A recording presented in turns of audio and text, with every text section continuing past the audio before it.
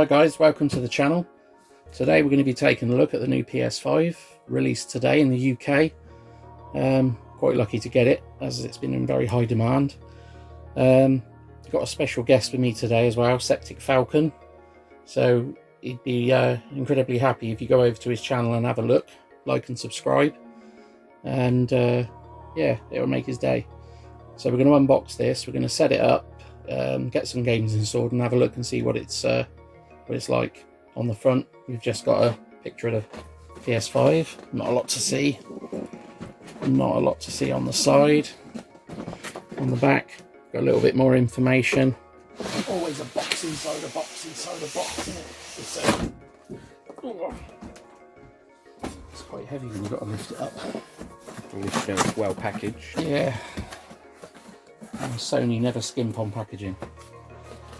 Right, so in the top box, how do we get into it?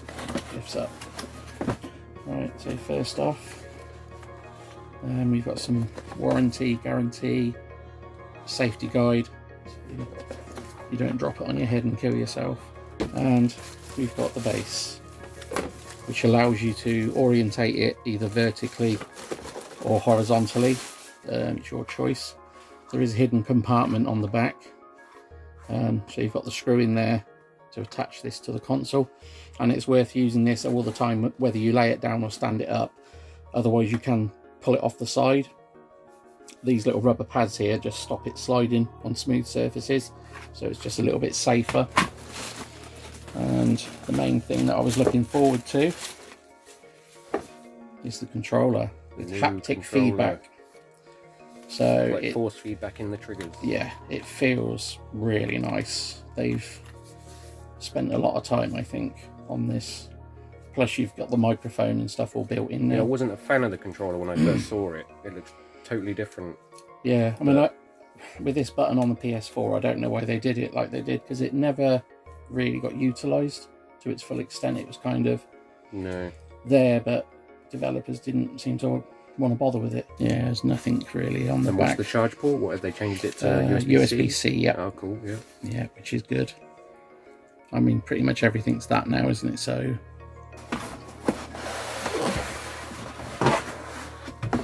well, it's a big boy. yeah. Sony weren't messing around with this one. So there you go.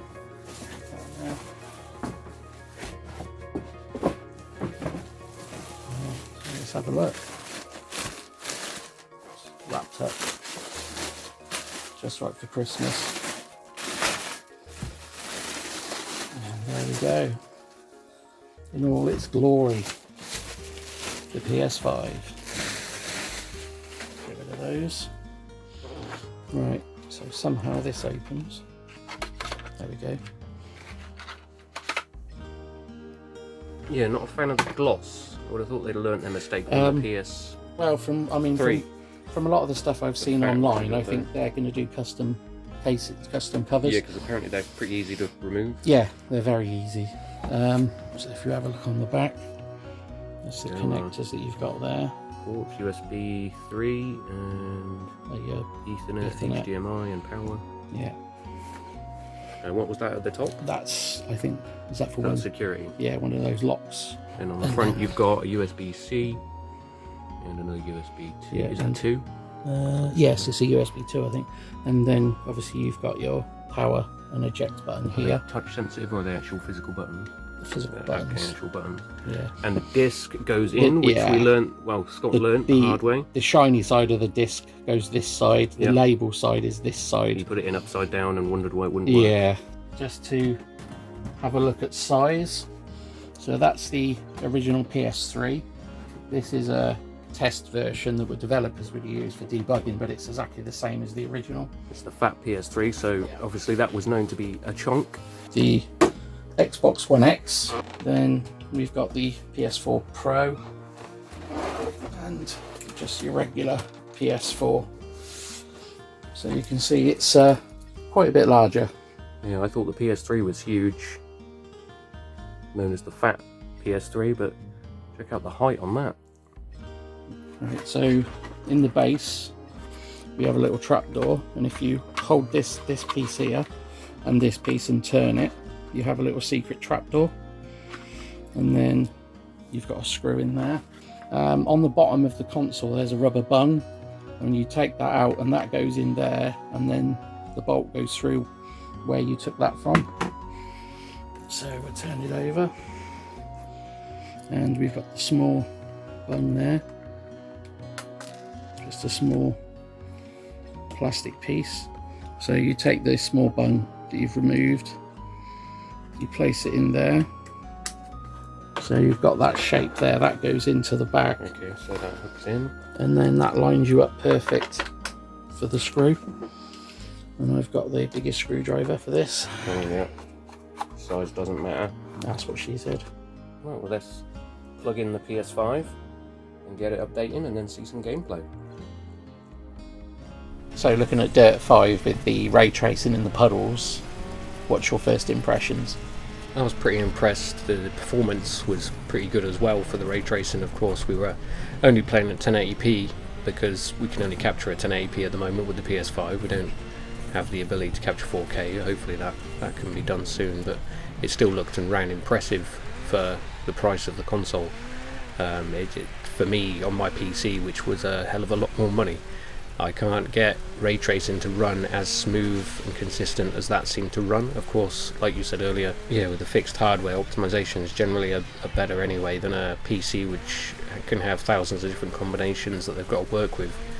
So it definitely impressed me, and the control of the haptic feedback, or the force feedback in the triggers, really feels weird, but it's you can definitely get the force feedback, or an idea of the force feedback, through the triggers. We tried to capture some footage to show as good as we could with the triggers moving. You can feel when the tyres lose traction on the mud, and when the brakes are binding to the ABS and all that kind of stuff. You can feel all that through the triggers, and it's pretty strong actually, the motors inside the triggers, for how tiny they are. I wouldn't like to pull one of the controllers apart and have all the bits fly apart, because there's probably a lot of stuff in there. I wouldn't want to drop one either and break that. It's a pretty interesting feature. What did you think of the... Yeah, I mean, it's different. It adds another kind of dimension to it. You're getting more sensation back from the controller than just the regular rumble. So yeah, I mean, I think if it's utilised correctly in the future in games, I think it could be quite interesting. Yeah, I'm not sure where I could see it worked in more other games, like first-person shooters, and shooting a gun and recoil would work well, and the racing games with the traction, friction of the tyres on the track works, but I can't think of any other really games or styles that could work with it. I mean, the thing is, I suppose in games where you're like pressing buttons and things like that, you could maybe get a feedback. Yeah, maybe from pressing a button or stuff like that. I don't know. Getting hit, or what are triggers usually used for? Shooting or accelerating mostly, aren't they? Or hitting with a melee attack. Yeah, fighting. So maybe in have like a scenes, blunt force, yeah, kind of pull on it when you get hit or hit something. Could maybe work. We did try Valhalla as well, again in 1080p.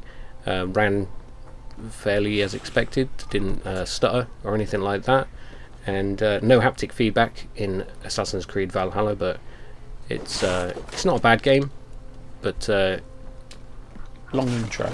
Yeah, very long intro. Thought we was watching a movie. And it could have just been a short cutscene, but you played for like 5 seconds, then cutscene, then 5 seconds cutscene, 5 seconds cutscene.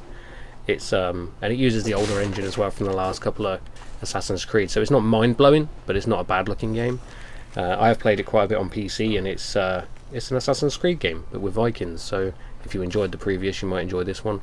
And but yeah, nothing spectacular with Valhalla on the PS5. If you wanted to get it on PS4, you're not really going to miss out much on that, other than performance. You're not missing anything other than maybe some frame rate. Whereas whatever. Dirt 5, the ray tracing just looked amazing. You see the fireworks going off and all the reflections real time in the puddles and the car. That stuff just, though it's just a different technique for lighting and shading and shadows and all that stuff, it really impresses me seeing that stuff in action. And keeping up the performance as well with all those effects going off. We did test in 4K, obviously not being able to record in it, and it still runs really well, smooth as anything with ray tracing. So really interested. Obviously we said they're based off of the new 6000 AMD cards that are coming out for the PC graphics cards, so to see that performance in such a small package with the console and the price, it's very impressive, and pretty excited to see the future of AMD's graphics cards for desktop PCs. That's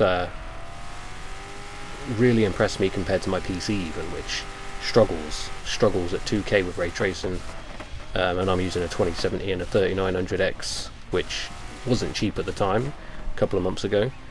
Probably my PC with monitor and everything, it was a good couple of £1,000, and you look at the PS4, which obviously you need a TV that's capable if you want to go full 4K 120 Hz. You're going to be a couple of £1,000 down again, including the console, but you can always just play 1080p or get a cheaper 4K 60 Hz TV and still have just as good a time. So it's just. But the thing is, most people have got TVs. A lot of people have got 4K TVs already. So yeah, the prices have dropped down drastically. Remember when we first saw the 4Ks and they were like 5K, 8K? Yeah. To get a TV, I was like, we're never going to get one of those. Seemed like a year, 2 years later, they were down to 500 quid. Well, we're going to see the same thing with 8K. So anyway, that's our look at the PS5. Hope you found it interesting, and if there's any sort of anything else you'd like us to do with it, just leave a comment below, and we'll see if we can make it happen. And also, I'd like to say a big thank you to SepticFalcon for joining me on this, and I hope you'll get across to his channel and have a look. So yeah, like, share and subscribe, and see you next time.